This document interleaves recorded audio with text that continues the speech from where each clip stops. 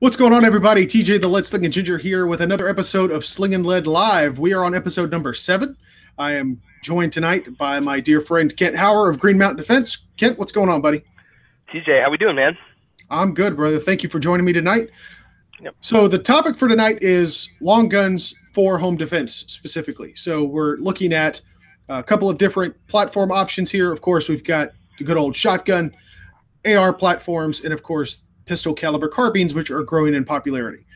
So Kent, first off the bat, since as the resident instructor, what type of home defense specific courses have you taken or have you heard of? Home defense specific courses. SIG does, well, okay, so first let's start with, personal protection inside the home, the NRA flag branded course. So there's that that's available to folks. SIG does, well, I wouldn't call them quote unquote home defense specific. They do a lot of long gun training, and home defense is a big part of the 8 hours or the 16 hours, depending on which, 102, 103, I think they go up to 104, depending on which ones you take. And then of course you can get, there's like USCCA has a couple home defense specific courses. The main difference between a quote unquote home defense specific course or not is, we're not necessarily defeating cover garments. We're not talking about a draw. We're not talking about wearing a holstered handgun or something. We're talking about retrieving something off of a nightstand or off of a rack or out of a bedroom safe or wherever, and hopefully being able to be in a position where we can barricade, defend those we love, and not go Rambo ninjaing through our house. Oh, come on. You don't tactical bunny hop towards that bump in the night that your wife sent you to go check out? Dude, I tactical bunny hop to the cookies and to the milk and back. That's about as far as I'm tactically bunny hopping at night. No, man. Don't worry, honey. That bump in the night was me slamming the refrigerator door. Yeah, no, that was always me. No, but it's going to depend. Anyway, you didn't ask me this question. Okay, yet, let's back up a little bit. So you actually bring up a good point. So let's first discuss or address the premise of a home defense firearm. So strictly home defense. Do you, as an instructor, even recommend a long gun, or do you prefer a handgun? So let's answer this two ways. One, for yourself, and then two, what you might recommend for somebody else that doesn't necessarily have the same level of training that you do. Okay, so a couple factors at play. First, my recommendation is not static. It is very based on the individual. My circumstances have just changed. We just bought a home and moved out of a different one in a different state. Different house is going to dictate and determine different ballistics and perhaps a different setup for what is the better tool. What I mean by that is this. If your living situation dictates that you and your wife are upstairs, let's say, and your precious children happen to be downstairs in another bedroom, and the alarm goes off at 3 in the morning, and you know that because you have a thing on your phone like I do with my Simply Safe alarm or whatever, holy shit, that's a basement entry or that's a first floor entry sensor. The thing I love most in the world is downstairs, and something that's threatening that thing is also potentially downstairs. What are you going to do, Dad? You're going downstairs, aren't you? Well, yeah. Okay. Well, I don't know, because there's always that moral dilemma of which child I love more. But both of my kids are upstairs, like across the hall from me, so it's not a huge deal. But I certainly see your point. But yeah, and that's actually something that, addressing the idea of home defense as a whole, you have to take into account. Well, let me back up a little bit. There was another instructor and another personality that I follow on YouTube that discussed the concept of buying yourself time.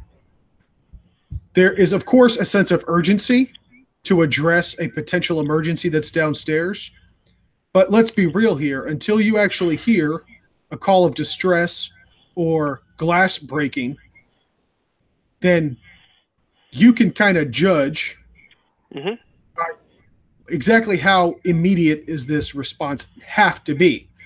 if because the situation of somebody, jiggling a door handle and triggering an alarm that maybe necessarily hasn't made entry is a lot different than that person that's already inside the house and just kicked your bedroom door open. Sure. So, right. So where I was going with that is my recommendation is going to change based on your life circumstances. If I was in a situation where I had to potentially clear my home, I might go with something different than my current choice, which is I can literally. I'm such a dork about it, so I'm not going to go into every layer of security in my setup because that's a really bad idea to talk about on the internet. There's a couple of things that are going to buy me time, be they barricades, be they designed to make noise, and an alarm system. Plus, I have four-legged alarm systems that roam about my house and make noise. So I'm going to hear barking. I'm going to hear an alarm. I'm going to hear a lot of things that clue me into something's wrong here. The way my home is set up, I can cover one hallway with a long gun, and everything in the world that I love, which is Sophie and maybe some dogs, maybe not, is going to be behind me. I don't have to clear my house, right? If somebody wants to steal the TV or whatever, God bless them. I'm not going to get into that fight. Yeah, and let's also state for the record here, no life is worth a television, right? Hell no, no. Every class, every class that I've been through has even said if you can afford it, as far as we're not talking about your kids are in potential danger down the hall or in the floor below you, but it's just maybe you and your wife, or even just you, or hell, maybe even your kids who might, just the way your house is set up, your door might be in front of theirs. If you can afford to just harden your bedroom or harden in place or fortify yourselves and just call 911, that is obviously going to be the optimal decision to make there. So we're only advocating the room clearing or the house clearing and the actual armed response in the event that there actually is a life in danger. So you guys might remember when we had Guy Relford on the show a couple episodes ago, where we discussed that, and life being in imminent danger is the absolute clear line there that draws between self-defense and homicide. So keep that in mind. For example, if you're I know this is about long guns, but the only reason I would advocate for a pistol over a long gun in a self-defense scenario is if you see a high potential for having to, maybe you're by yourself and you got to be on the phone with 911 in one hand and you want to have a gun in the other. Maybe you've got to grab a kid by the collar and yank him out of bed and say, "Come on, honey, you're coming with me." You want to be able to manipulate doorways. You want to be able to sweep and guard people behind you and whatever. And you still want to have a handgun with a light mounted on it and be ready to go to work if you have to one-handed. That, to me, I see is about the only reason to choose a handgun over a long gun if you have the choice. Anything other than that, and obviously ballistically, we're going to see an advantage no matter what rifle or shotgun we use. We're going to get to that. Don't jump ahead too much. You're going to spoil part of the conversation. There's just so many advantages to why you would not choose a pistol. So right. Now I actually have a couple different. I have a couple of different options, of course. Mm-hmm. I favor the shotgun and the AR platform as primary home defense, but of course, just by the nature of my daily life, I've got a pistol nearby as well because it's my EDC. I'm not just gonna leave that in the complete opposite end of the house. I want to keep positive control of that thing at all times. So my EDCs are with me to some capacity, when it comes to bedtime. I'm sorry, I'm laughing. Rick Rick's over in chat talking shit about shooting one-handed with an AR. Well, I mean, you can. Sure, you can. The question is, well, I mean, I've got an arm brace, so. Yeah. I can do a lot of things. That doesn't mean I should. Yeah, tactically speaking, one arm manipulation of a long gun in any capacity is not as graceful as it probably should be with as it would be with a pistol. But either way, okay. So to answer the question, if you're looking strictly for home defense, long gun, absolutely recommended. A pistol, though, if you are by yourself, because there might be something that you need to do with the other hand that you might not be able to task somebody else with, like your wife. Honey, call 911. I'm going to go check this out. The kids are downstairs or whatever. Um, so fair statement there. Okay, so with that, we have, of course, the shotgun. So we'll start. Oh yeah. We'll start with the easy one first. And one of the reasons I do prefer the shotgun is one, of course, multiple uses. It is arguably it can be considered a Swiss Army type firearm. You know, it has multiple uses. You know, deer hunting, bird hunting, two-legged predator hunting. Um, you have a diverse selection of ammunition to choose from. But with that being said, is there any ammunition that you recommend specifically for home defense for the shotgun? And we'll follow that up with specific platform of the shotgun, so pump or semi-automatic, or you know, break action. Okay. So let's throw one thing right out and just get rid of it. Birdshot's not an option. Agreed. So let's just like, if we have to, well, I don't know. Do you want to explain why, or like? Okay, so here's the thing, and let's be honest, nobody can explain it better than Clint Smith does. If you don't know what I'm talking about, check out his video at Thunder Ranch talking about terminal ballistics. It is the most abrupt and blunt but honest opinion of terminal or explanation of terminal ballistics that you'll ever find. God, and I'm going to just reiterate, I would pay good money just to attend his class, just to sit in that briefing room and listen to the shit he says sometimes. So with that, yeah. So here's the thing with birdshot. Birdshot, small game load, so number 4 shot. You typically see that for rabbits and whatnot. Those are meant for little bitty birds and little bitty rabbits, not meant for 200+ pound people coming in your house. Now, will it do some damage? Yes, but is it lethal? Most often it is not.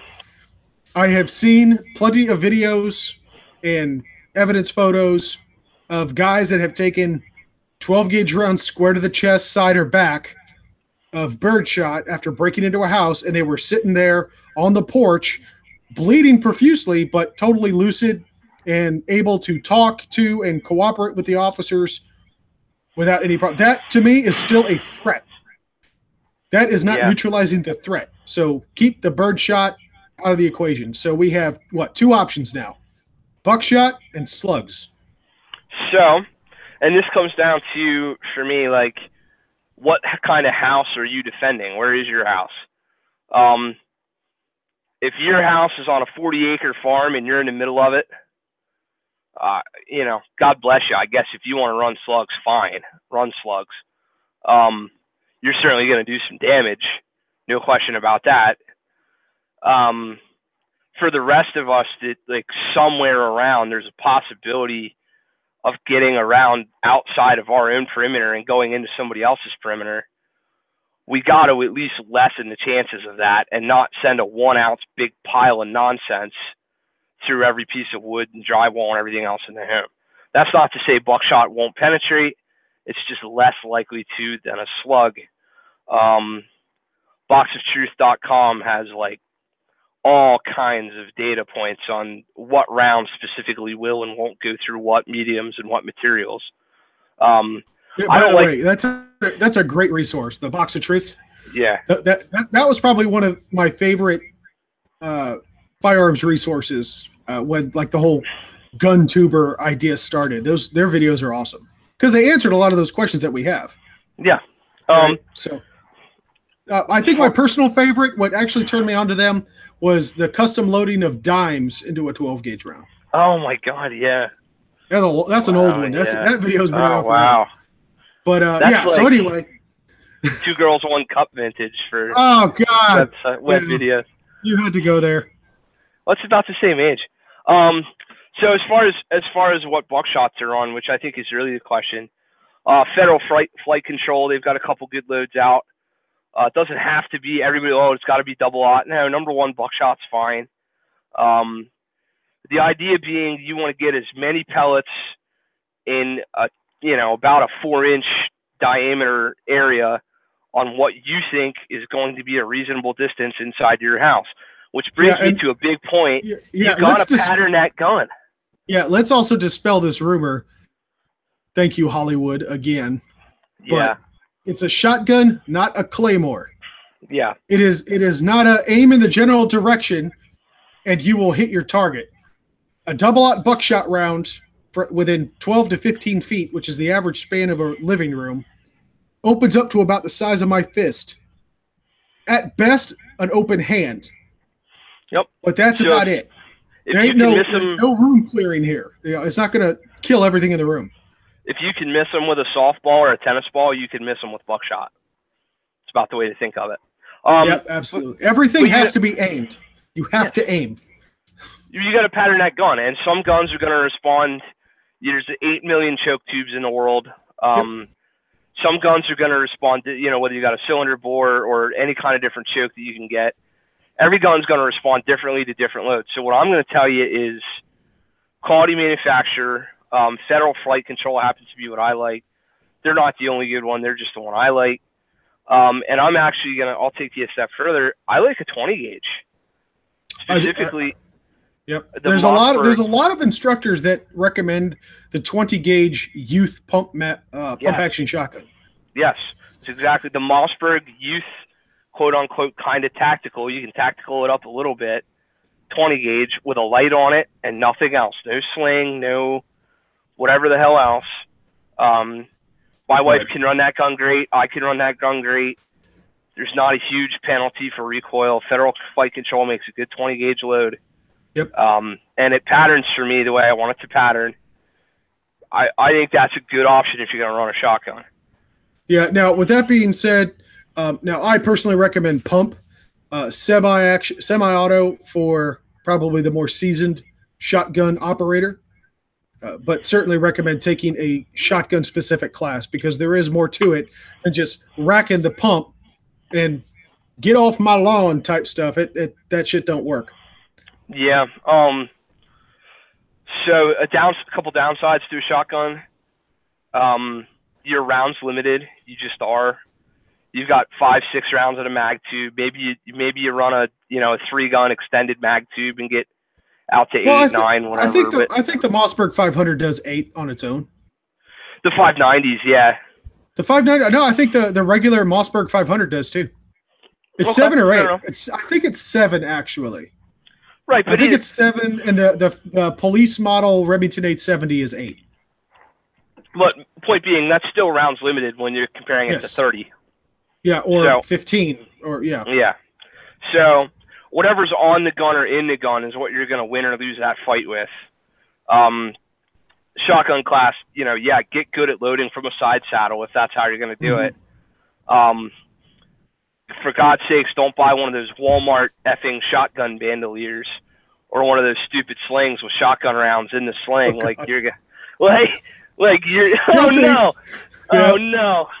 Back in the day when I first got into it, actually, I got it for a competition, believe it or not. This was before I was aware of, because they didn't have twins and quad loading that we do in shotgun competitions now was unheard of, right? So you're loading from side from side saddle bandoliers and the little I think they called the California caddies or whatever that holds 4 rounds vertically on top of each other.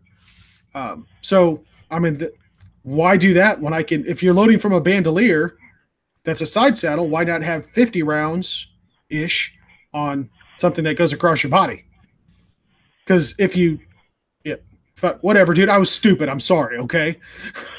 I'm just picturing. I just saw the new Star Wars movie, the Solo movie, and I'm picturing that thing that Chewie wears for his little crossbow bolts. It's about it. Yeah.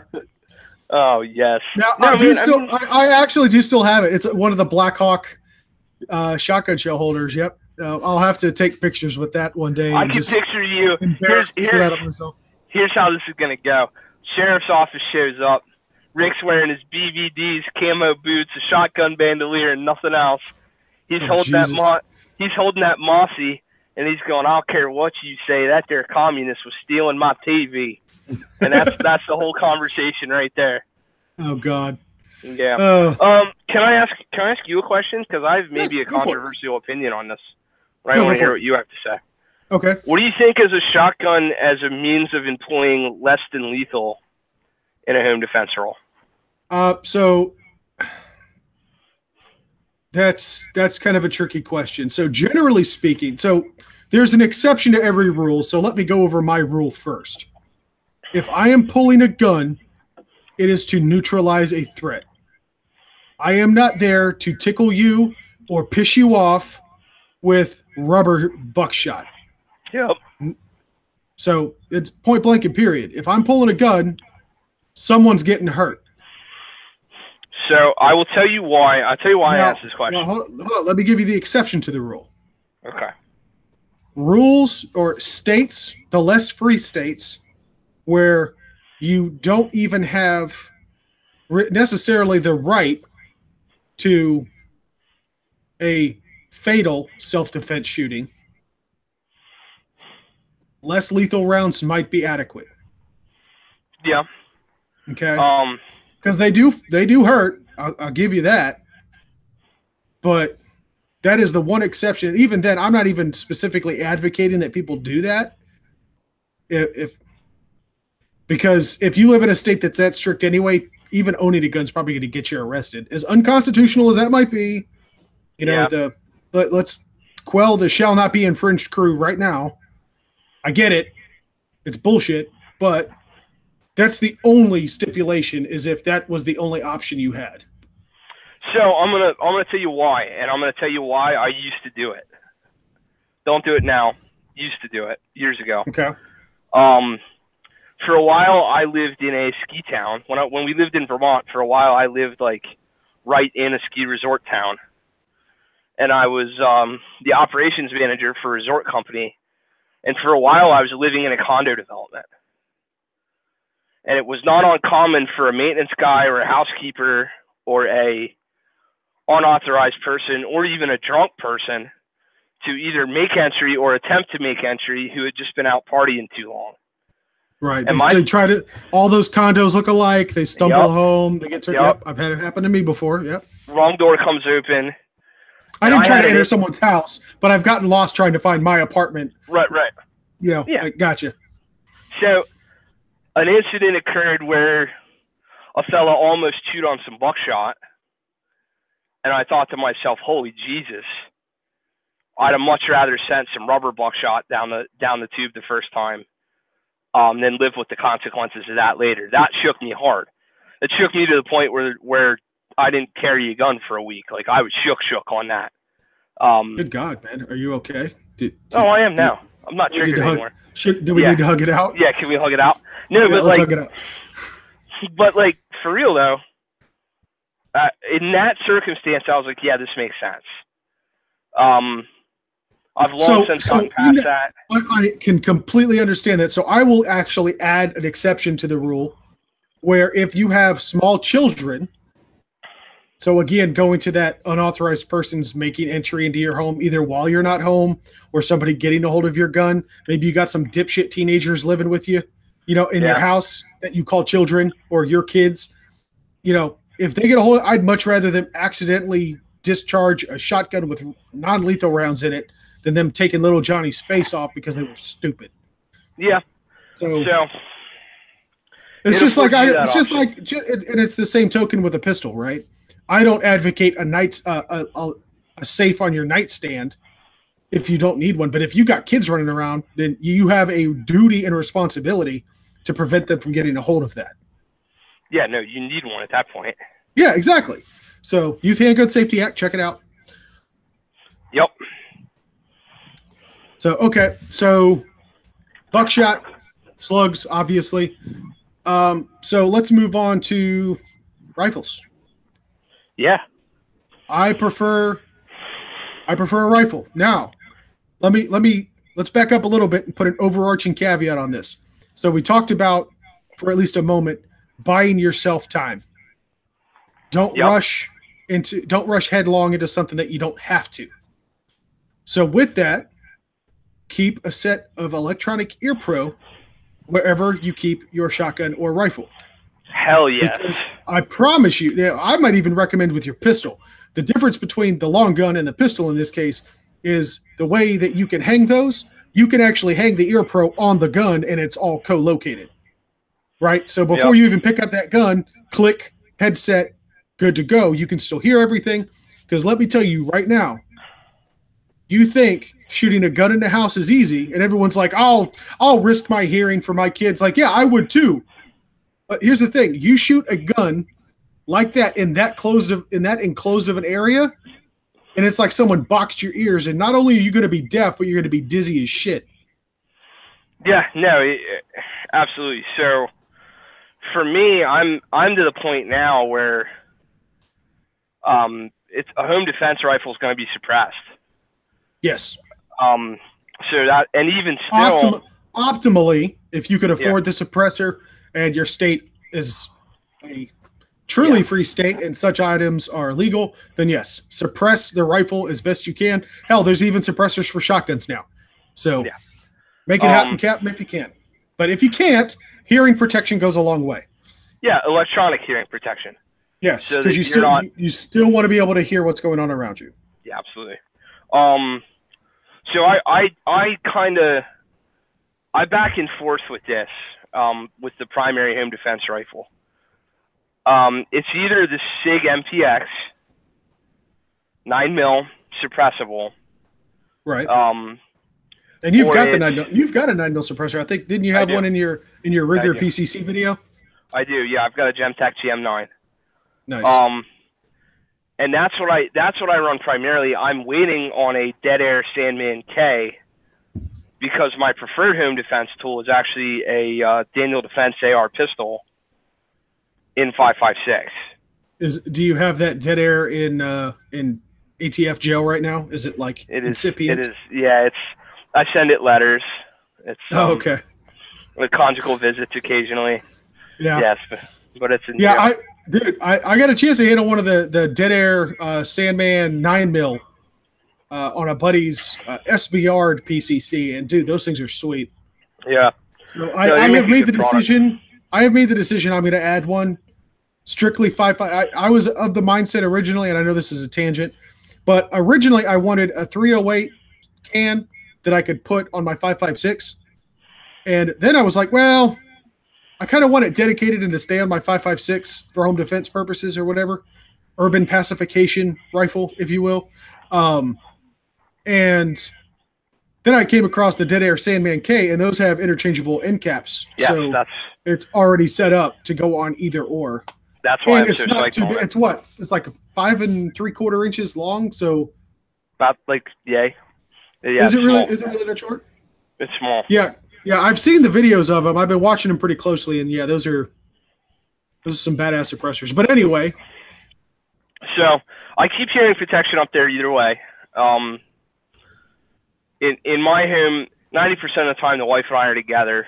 Um, so my role is to grab rifle, throw on ear pro, make entry into the main hallway between the hallway and the door frame of our bedroom, where in the office on the other side of the bedroom there's a big thick bookshelf, there's a wall, etc.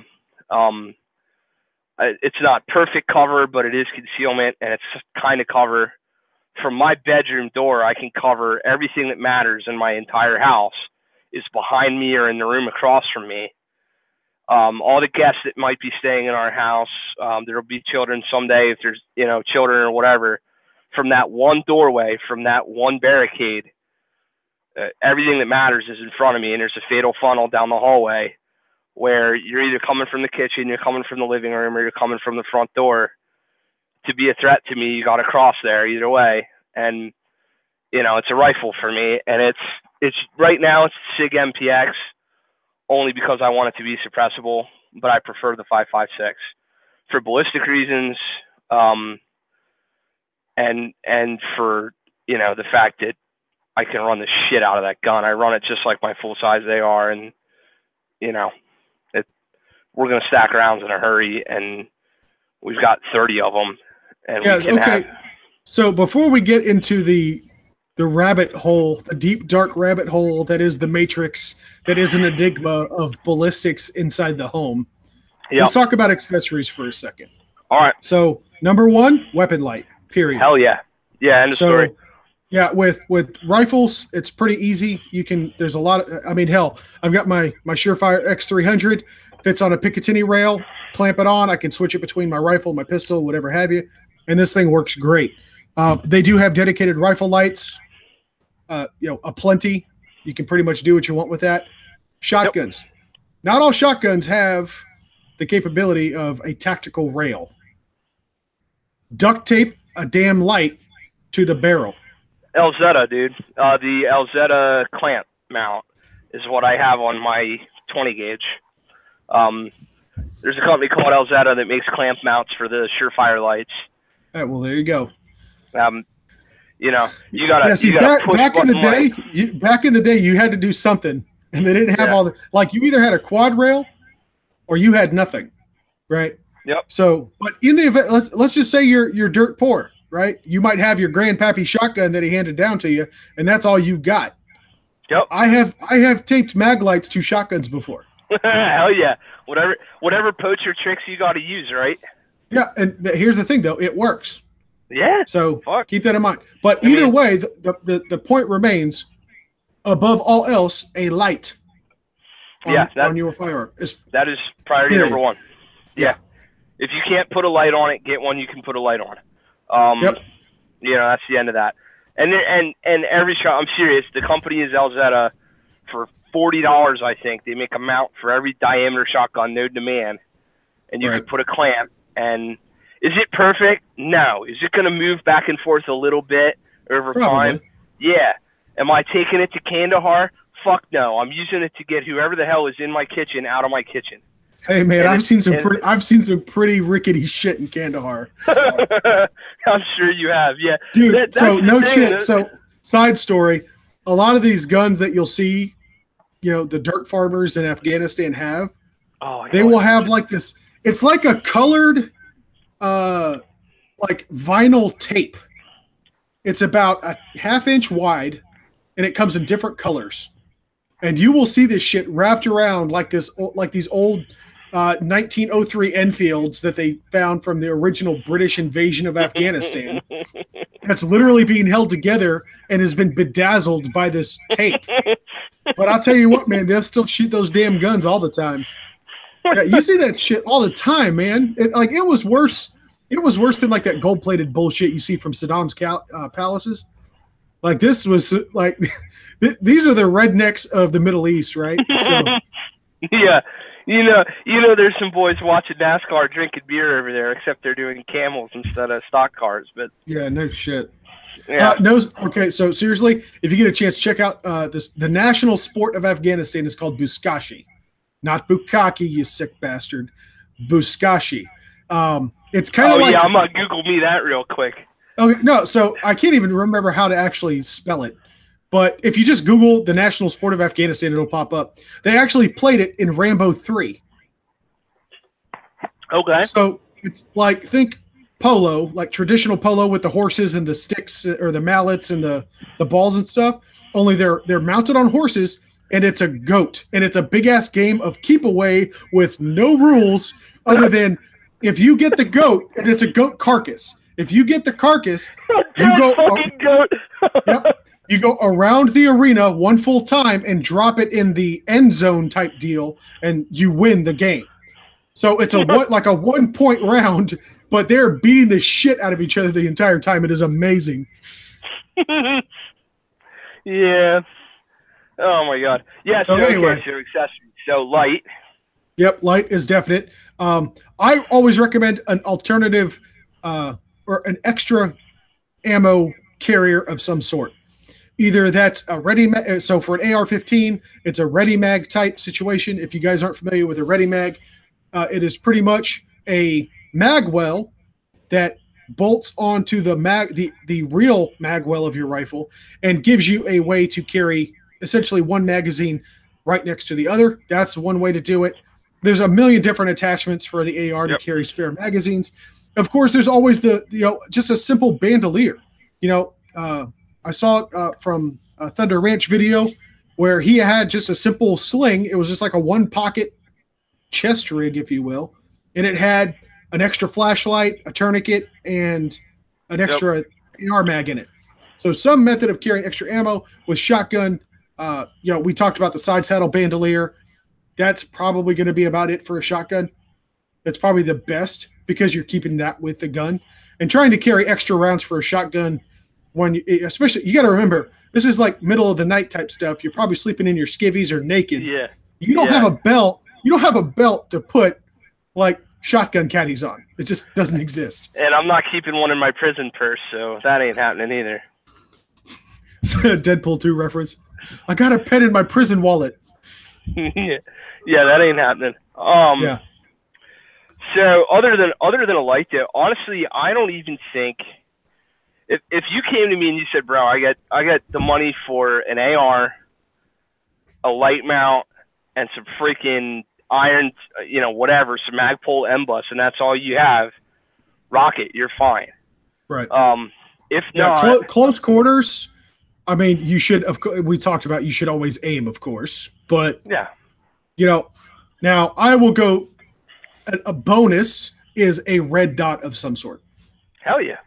Not an external laser. No. Just an actual red dot. Because here's the thing: even if you're going to run a light, you should seek out a professional that teaches light discipline and light and illuminated tool tactics. So be that with a handheld light, weapon-mounted light, whatever the case might be. There's a lot of different dynamic stuff to consider when you're running a light. So the same rules apply for a laser.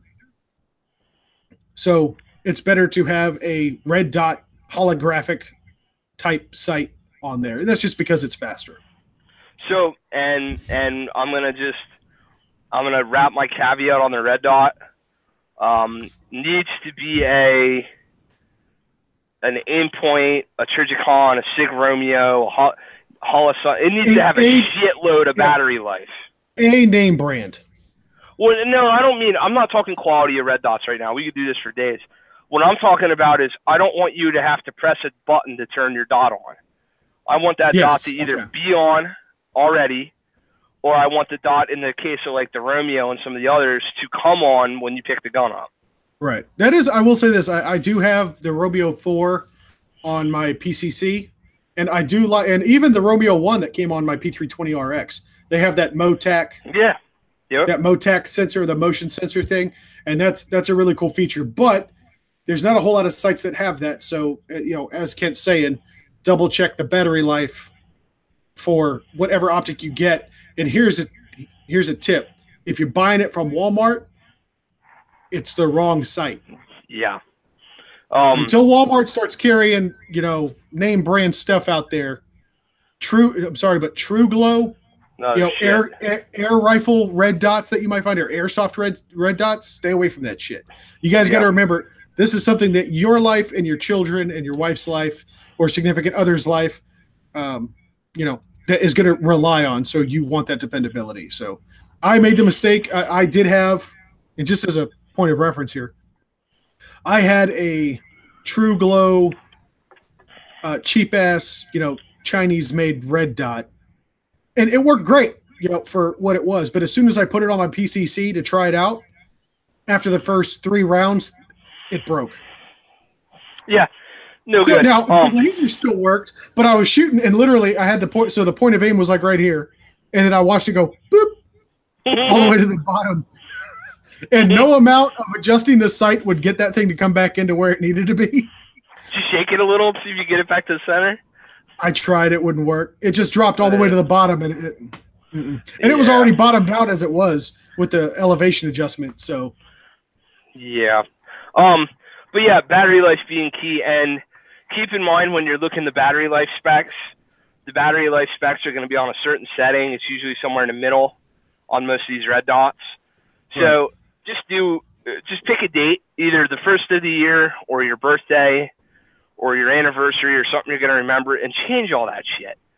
Batteries are inexpensive. Just Yeah, especially like the CR2032 batteries that most of yeah, those sites run on. You can get a 6-pack of those from Lowe's or Home Depot for like $7. Hell, you can even get those at Walmart now for super cheap. Yeah, swap them out. Like every other month, I would swap mine out. yeah, You should yep, you should be pulling your weapons down out of storage regardless of where they're stored, and examining them and cleaning them and just doing general maintenance yeah, on them anyway. So why not just check the battery yeah. or change the battery? Um, That extra we 30 seconds isn't going to kill you. or the extra $2 or $3. Right. We got a question in chat from Corey about. Let's see, what does he say? When should you turn on the weapon light when clearing the house? Does timing matter when using the light when clearing? Okay. So let me answer this one first, and I'll turn it over to you, Kent. You might have more authority on this one, but it's basic light discipline, right? So Murphy's law of combat. If you can see your enemy is within range, you are within range of your enemy. So if you're shining lights all the time, say down a hallway, and you don't turn it off, then they're going to see that light coming no matter how quiet you are from wherever they're at in the house, technically or Yeah, theoretically. So that's where seeking out the actual training comes into play, but you should use the light sparingly, peek around the corner, light on, quick sweep, tuck back in, light off. You yep, don't want to be, and also by using the light too much, you're taking away your natural night vision and your ability to actually see things in a poorly lit environment without the light as it is. So, because remember, you so do have the home field advantage. It's your house. So that's one aspect of it. But Kent, I will turn that over to you, sir. all right. A couple things. Number one, this is where the you know you got to do as much as you can to have this go in your favor in the first place. In my house, no matter what time of day or night it is, there's always at least a light on out in our main area in the kitchen. It's an LED lit ambient light. Again, remember, my whole home defense plan is one barricade, and if you cross my line of fire in that barricade, you're getting lit up. And if you don't, you're not, and that's the end of it. And there's an LED light out there. I can see you without my light. Right. I cannot, however, in good conscience, PID you, positively identify you, without my weapon light. I'm not shooting at a silhouette. I'm not shooting at a human. I'm shooting at you. You are not supposed to be in my house. Right. Or maybe you are. Maybe you're my drunk uncle. Maybe you're, maybe it's like when Corey came down and stayed with you, and you forgot you had some big old teddy bear on the couch. Hell, right? Maybe it's a cop doing a health and welfare on some old lady, and they got the address wrong. I have seen that happen. Yeah. It's just a matter of you need to make sure that you're using that light to PID a threat in a static environment. Now, in a searching environment, that's why these lights have momentary and constant on features, and you can flick that light on momentary and then go off, and then flick it on momentary and then go off again. The idea is not to have the light come back on in the same spot twice. Yes. Not only in the same spot as relative to think of this as a three-dimensional environment, not just north-south, not just east-west, but on every angle.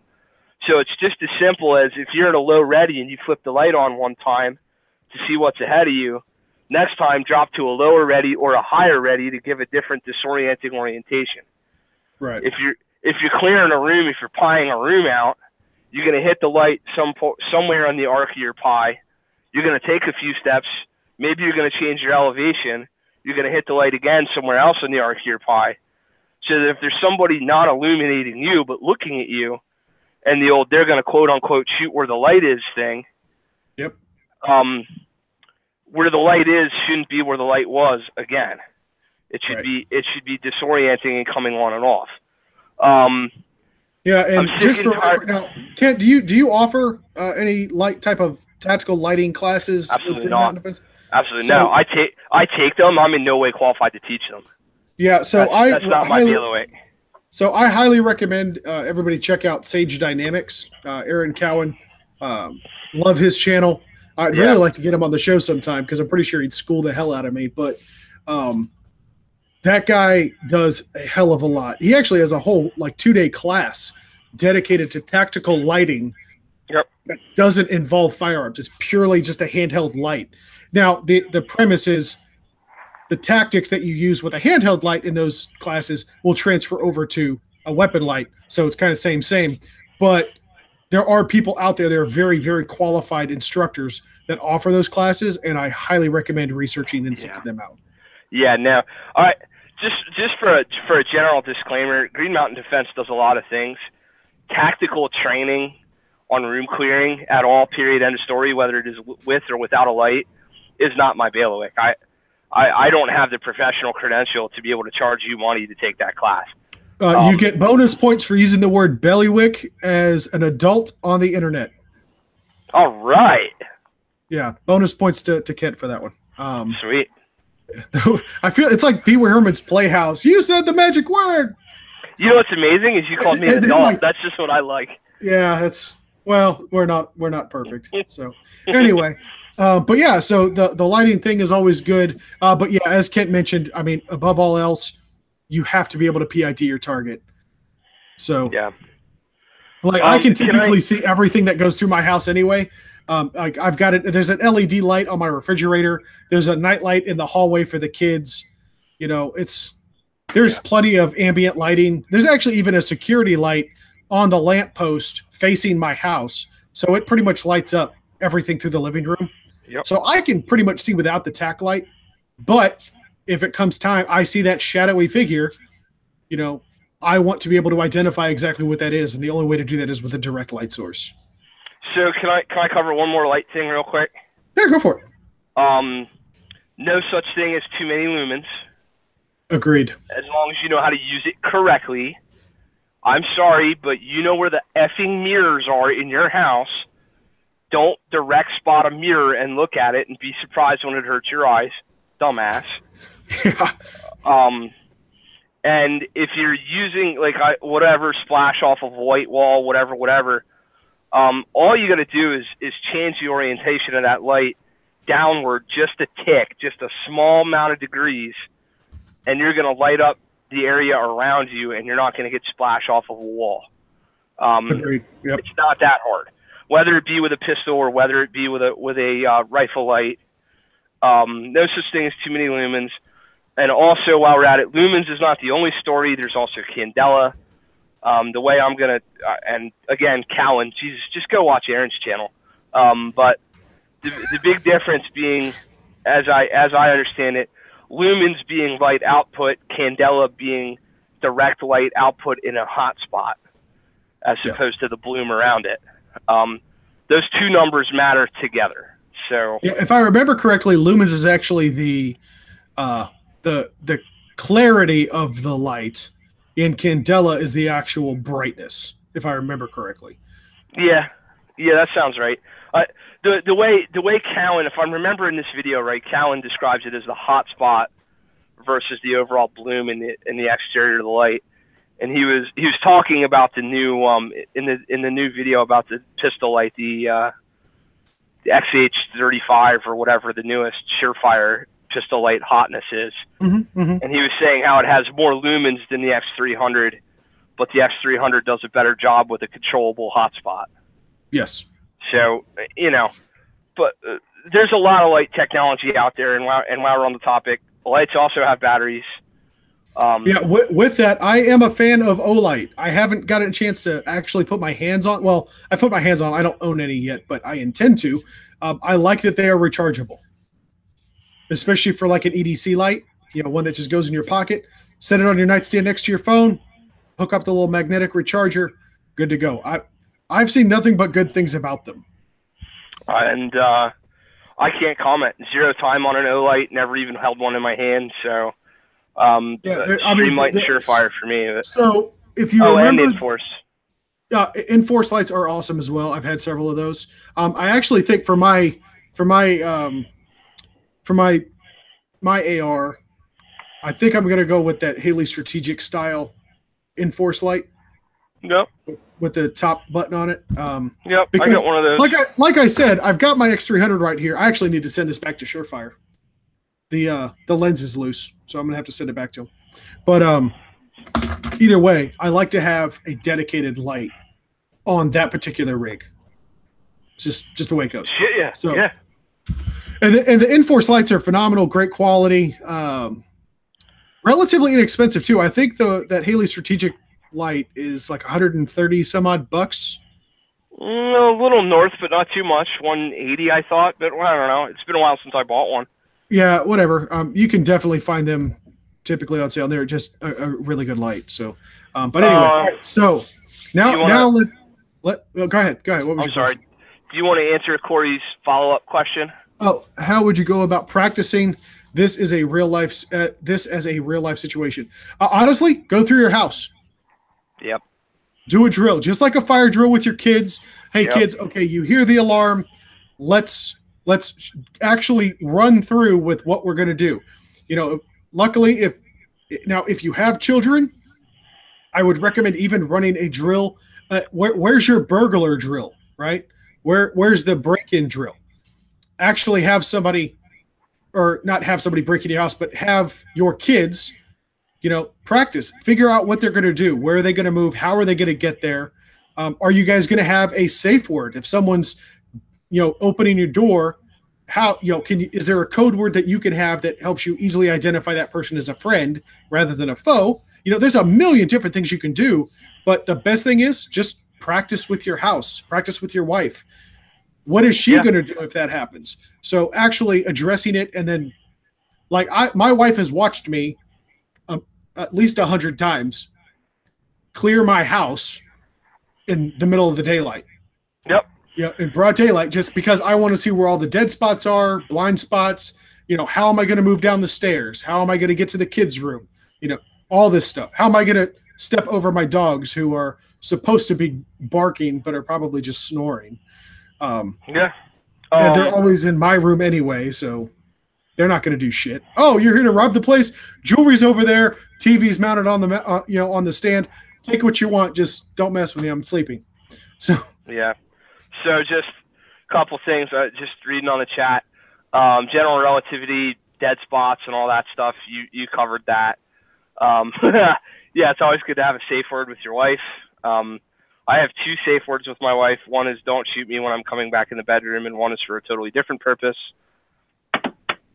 I gotta get a sound effects board, man. I'm telling you. Yeah. Let's see. Certainly drill it. Drill it with a dead. So not Corey. This answer isn't for you. I know you're smart enough not to do this, but for fuck's sakes, drill this with a cleared gun. Yes. Please. I know it's Corey. I'm not telling you that, or probably anybody on the chat, but somebody's gonna watch this someday. Yes. That doesn't know, bro. Safety check that gun, just like dry fire. Don't have any live ammo in the room. Hell, there's nothing even saying you have to have a gun in your hands when you do it. No, sure. But if you can completely rehearse it without a gun. Yep. But if you want to learn how to activate that light and where to activate it, you're gonna have to set it up. And this is Jesus. We could get on a 2-hour tangent from this, but don't build your grip on your rifle around where your gear is. Build your gear onto your rifle around the way you grip it correctly. So don't be modifying your grip to fit a light or to fit a placement of an accessory. Get the accessories to fit your hands and your style and your cheek weld and your stock position or your brace position, whatever, and make it work. If that's an X300, like on my little Daniel Defense gun, on my little 10.5-inch gun, the only light I can run on that gun is an X300 on top, behind the Magpul optic, or behind the embus, like sitting in front of the embus with the embus just right behind it, because that's the only thing I have room for, and I can't get my good grip. To go back to your point about the shotgun mount, they even make the 45-degree angle light mounts that go on top of your Picatinny rail. Mm-hmm. That kind of, so if you don't have a whole lot of real estate, So as you're grabbing your firearm, right? I'm trying to get to the right camera here, but as you're grabbing your firearm, if you don't have room in the front for that light, get a mount that goes on top because there's plenty of rail space on top of a damn gun that brings the light out in front of you. So nice. Yeah. So the practice. actually, Second Amendment Patriot brought up a good point. So he uses a broom for practice, and truth be told, that's not unheard of. The military actually, there are days where we have, it's called sergeant's time training or hip pocket training or whatever. Maybe you're going to go over room clearing that day. They'll get felt tape or nylon tape, make a room with it, and then everybody gets a broom handle or a mop handle or something. If the arms room's closed for whatever reason, you have something that you could run drills with. So don't hesitate to use an analog. Also, dummy guns, the blue guns. So if you've got a Glock 19, there's a blue gun literally for every gun out there. AR-15s, Glocks, SIGs, it doesn't matter. There is a dummy gun for it. They cost about $50, and you can mount a light to them. Yep. Mount that sucker up and run it through with a dummy gun. So there's a bunch of different analogs you can use for that. I'm sorry. Did you see Clint Torres's comment there? What's the difference between pink and purple? Oh, Jesus. Clint, you win the internet tonight, man. That's awesome. I looked up the chat for like something enlightening to discuss, and I was like, oh wait, never mind. Yeah. Clint's got us. We're done. Okay, so moving on. So all right. So as we begin to end or come to the end of this discussion, let's address that big $1 million question, and that is the ballistics. Over penetration of walls and doors and shit with pistols and shotguns and rifles. So let's start out with one premise. And Clint, behave yourself. There will always be penetration.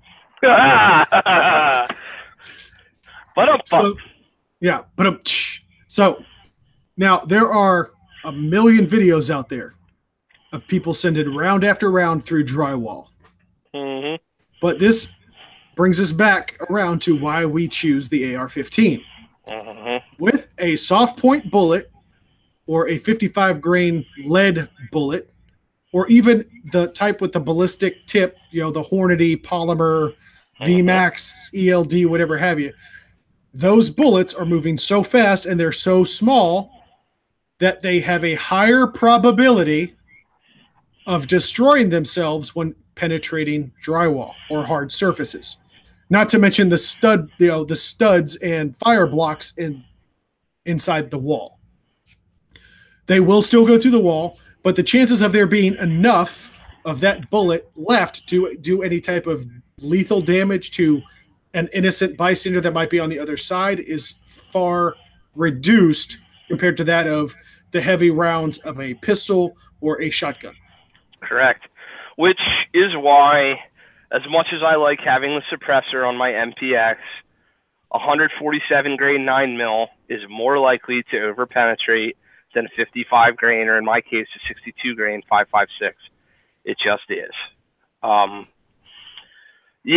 So this is why my takeaway is, if you want to talk home defense, you need to talk to me about your home.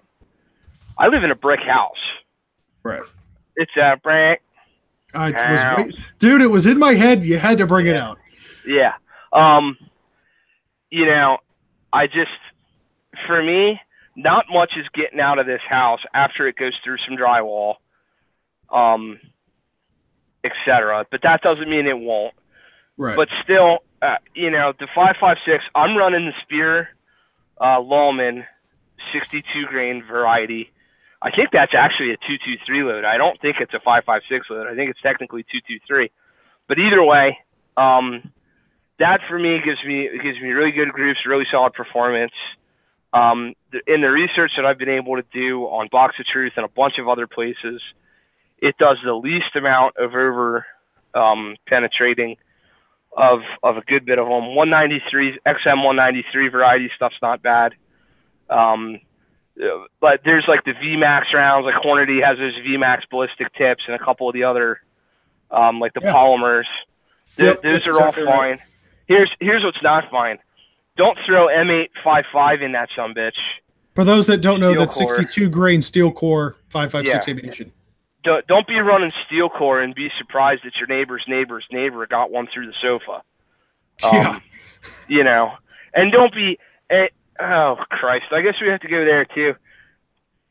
5.56, not Granddad's 30-30, not you know maybe not necessarily a 308. Not we're picking a light, fast projectile specifically because we want it to break up and be quote unquote frangible in this environment. Yeah, well, and speaking to that, there are things called frangible rounds that are specifically engineered to break up when they hit a hard surface. So, get emphasis on the hard surface. So, non-organic material. These things will turn it. They're actually made of compressed tungsten powder. Yeah. So once that jacket comes off, it pretty much just disintegrates. But there's a lot of hype on the internet about these rounds being explosive. By that they dump all their energy and the powder goes everywhere, and the temporal cavity of the wound channel is enormous, and that's just, frankly, it's a bunch of just horse crap. So those were designed for when they hit a hardened structure, that stud in the wall, a metal pipe, something like that, brick. They're going to disintegrate, and there's going to be nothing left of it to do any damage. So those, and here's the thing too, you can go out and train with all the all the 55 grain, full metal jacket cheapo ammo that you want. Your home defense ammo, I always recommend being a premium quality ammo. Oh my God, yeah. Yeah, spend that $20 for a box of 20. Stick them in, if they're 50, as long as they're the same grain weight and have a generally same ballistic coefficient as what you're training with, they're going to perform about the same. And besides inside of a home, but okay, 7.62 by 39. Okay, we're getting back into the most 7.62 by 39 ammo is steel core. Yep. It's mostly steel core. I actually do have a 300 Blackout, which is kind of the Americanized version of the AK-47 round. Yeah, I said it. And I would not necessarily use that for self-defense, or home defense, I should say. 100 yards, 200 yards, fine. But inside a home, and again, it's because we're talking about the over-penetration factor. It's a 308 caliber bullet, guys. You're going completely opposite of the purpose of having a light, fast round, and that's because we want maximum damage on impact of our target, but minimal damage as it goes through other stuff. Yeah, you can get some premium self-defense rounds for your AK. Yeah. Oh, there also is frangible ammunition for pistol ammo and AK rounds and all that other stuff. Yeah. So 7.62 by 39 is fine. So let's caveat our discussion.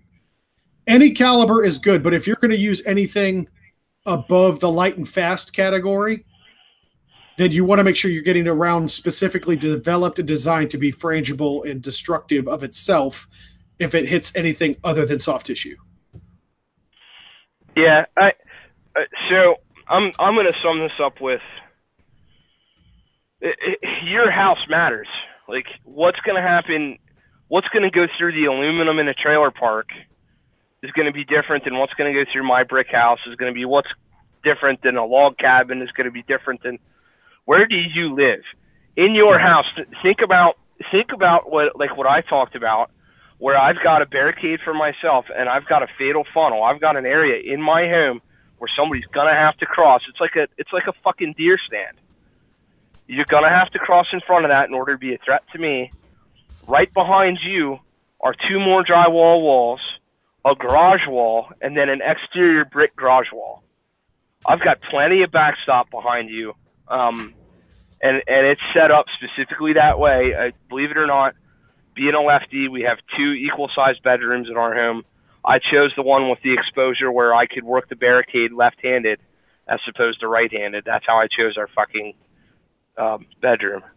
Don't tell my wife that. I No, told her, hey, you know, what happens in your bedroom stays in your bedroom, Kent. oh, buddy. So, but yeah, that's the thing too, guys. It is all situationally dependent. But the bottom line, if you don't take anything else away from this discussion, is that long guns, if you're looking specifically for a dedicated home defense platform, are probably the better option to go with for numerous reasons. But in my opinion, I think lethality is probably the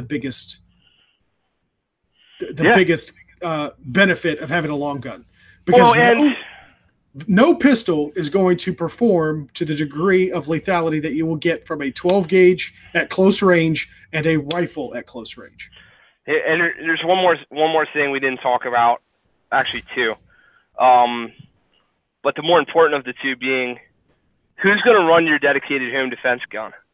Guy by the name of Paul Markle from Student of the Gun talks about it as like a fire extinguisher gun. It's the emergency tool in your house. You may not be running the emergency tool in your house. It might be your wife. It might be your 12 or 13-year-old kid. Yeah, What and weapon? by the way, there's plenty of evidence, or there's plenty of news reports of somebody breaking into the house, and the teenager, the young teenager, is the one that picked up Daddy's AR-15 or shotgun and actually defended the house. Absolutely. By the way, tip of the hat and a salute to that kid, you little For badass you. For sure.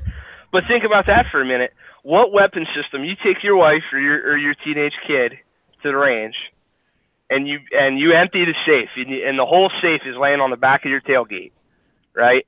You got the AR, you got the shotgun, you got 14 different pistols, you got all this different stuff, the AK, et cetera, et cetera, et cetera. What weapons platform can you hand 99.99% of most people and say, there's the switch for the flashlight, there's the switch to put him the fuck out of this house. Don't press that switch until you've pressed that switch. Put the dot on the silhouette, press the trigger. Repeat as necessary. So there was actually a documentary I was watching, and oh god, it's killing me. I cannot remember the name of it right now. I will have to this chat has just gone fucking bananas. I quit trying to control. I'm not moderating anything anymore. You talk. I'm going to talk to these guys. Yeah. But there was a documentary that I was watching, and it's on. I want to say it's on Amazon Prime. So it's free if you have Amazon Prime. And again, I'm going to find the name of that video, and I'll put it in the description of this live chat. But the guy came from California, was not anti-gun, but moved to a Midwest state where everybody had guns. And so he wasn't anti-gun, but he openly admitted that he didn't know anything about them. And he wanted to get a gun for defense of his home and his family. And they ultimately, they had a family friend that had an arsenal, and he brought them over and introduced them everything. The guy was very, very good at his instruction, and they ultimately settled on an AR-15. Yep. And the wife actually is the one that picked it. They wanted to come to the decision together, but because as the guy travels all the time, he knew that his wife was going to be the primary defender of the home. So they wanted the gun that she was going to be able to handle the most. It wasn't that pink-handled 38. It wasn't that Glock 43 or 42 or whatever the 380 model is. It was an AR-15 because of the recoil impulse. It was lightweight. She was able to be more accurate with it because it's a rifle platform. And it was there is a reason it is America's rifle. It's just that simple. Yeah, no, for sure. One other thing we didn't cover real quick. Are you pro or anti-sling on your home defense rifle? Sling always. A sling to a rifle is a holster to a pistol. So it is absolutely imperative. The only guns or only long guns in my house that don't have a sling either can't take a sling, and I've just been too lazy to put one on there, or it's like my competition equipment, because I typically don't run a sling in my competition stuff, but I guarantee my home defense AR has a sling on it. Anything that's going to have serious work with it, or is going to be relied on for serious work and is going to be the go-to gun, if you have a holster for your pistol, you better have a sling for your rifle. It's that simple. So without, I mean, if you're not comfortable answering, that's fine. But where in your bedroom is your rifle? Is it on the ground, leaning up against the bed? Is it in a safe? Is it hanging on a rack off the wall? Where are you keeping your primary? It is in, we'll say this, it is in a location where it is readily accessible to a grown adult and no child without the ability to either jump really, really high and float for a good 2 to 3 seconds or get a ladder is going to be able to reach it. Okay. So it's up in the air. Yes. Is your sling retained in some way so it's not just dangling? Yes. It's like rubber banded or It's taped wrapped or around, it's wrapped around the gun. strapped around the gun. Okay. So I'm doing the old like hair And tie not thing. and by the way, it's not wrapped around in like really just a messed up way. Like it was just in with both because it's a 2 point sling. Screw that Mm-hmm. 1 point bullshit. You carry a single point sling long enough, you're gonna get whacked in the nuts enough times to where you're gonna realize that people who carry single point slings are either numb from the waist down or just don't know any better. But 2 point, 2 point sling. So from both ends being attached, you grab the middle of it and literally just throw it over the center of it 2 to 3 times, just enough to take up all the slack. So when you pull it down, it's you flip it one more time and it's untangled and it's ready to rock. So I do the thing with the hair tie where you pinch the whole where you pinch the whole sling together and wrap a hair tie around it or a rubber band. do you wrap it until it's pink or purple? It's I knew I was like, fuck, here we go. Yeah. But then you could pull the gun down and you could totally operate the platform without, the sling's Yeah. not going to get in the way of the charging handle. The sling's not going to get in the way of the ejection port or anything like that. But if I want to throw the sling on, all I got to do is grab and rip, and then throw the gun slung on my body. And then I could put on my helmet and my plate carrier and my come to Jesus pajamas and go to work. Yeah, absolutely. So that was Kent. I got to be honest, man. It's probably one of the better conversations we've had on this channel, and I thank you for your time tonight on this Thursday evening. It was awesome. So I think, yeah, I think we did a good job covering it, and I sincerely hope that whoever watches this over the years learns a thing or two. Yeah, and by all means, guys, there's no way for us to cover every single aspect of this. That's why we always recommend seeking out professional training. Reach out to those instructors. Hell, you might actually have to drive more than 30 minutes, but if you have an opportunity to go train with somebody that is reputable, by all means, take that opportunity. It will be money well spent, I promise you. Now, if you have any questions about reputable instructors out there, the difference between like the Sage Dynamics of the world, who are absolutely great, and guys like, I won't even say his name. I won't. Let's just say he got banned from a gun range for shooting the ceiling. But yeah, there's no way for us to cover every aspect of it in an hour-long discussion when these classes are 2 to 3 days long. So kind of keep that in mind. While both Kent and I together know quite a bit, we're not the end-all be-all authority, and we will always admit when we do not know something. So if you have any questions, please feel free to comment on this video, send me a message, whatever, hit us up on Instagram, Facebook, Twitter, whatever the case might be. But reach out and ask those questions. We'll be happy to point you in the right direction of somebody who is certainly qualified to get you where you need to be. And do us a favor. Don't like TJ asked me like, are you going to teach a low light class? Are you qualified to teach a low light class? If you ask an instructor a question or anybody a question and that person says, that's not my thing, like I take those classes, but I'm not qualified to teach them. Don't look down on that person. That's the kind of person who you want advising you because they're honest about their capabilities and what they can and can't offer. So that was one thing I just wanted to say, because I got a Facebook message from a student during this who was like, oh, so what are you saying? And I was like, well, I say exactly what I'm saying is, I'm not the guy to learn low light from, and there's nothing wrong with that. That's point one. Point two is take a class before you try to take a low light class. If you can't run your effing gun on a dry, square, flat range on the 5-yard line without a problem. Don't sign up to a low light class and be surprised when Steve Fisher or Aaron Cowan or SIG Academy says, hey, guess what? You should probably go take 101 first. Yeah. So I just wanted to throw those two things there. Firearm proficiency outweighs light proficiency. Hands down. So, well, you can YouTube your way through what you, at least the basics of light management. You really need to practice when it comes to firearm proficiency. So let's put the emphasis on training with the actual firearm itself first. So with that, Kent, as always, man, it's been a pleasure. Appreciate you showing up.